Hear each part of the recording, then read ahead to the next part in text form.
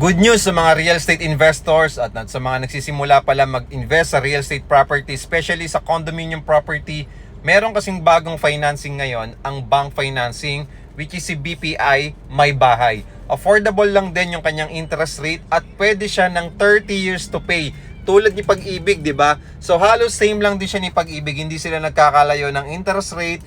At ang maganda pa nito sa BPI May Bahay, sobrang luwag lang ng requirements at mababa lang yung required income. At least 34,000 pesos per month income, pwede ka pang kumuha ng co-borrower, pwede ka na makakuha ng studio unit dito sa EDSA Cubao. Ang maganda pa nito, no down payment, no hidden charges, kami pang bahala mag-process ng loan mo at pwede ka na kagad makalipat next month. So ano pang hinahantay mo? Mag-follow ka muna bago ka mag-comment at mag-message para masendan kita ng complete details, photos, and sample computation. At pwede tayo dito mag-viewing for free. So mag-follow lang kayo kung gusto niyo mag-viewing dito at makapag-avail na rin kayo ng studio unit or one bedroom unit na pwede niyong tirhan, pwede niyong lipatan, or pwede niyong ipa-staycation.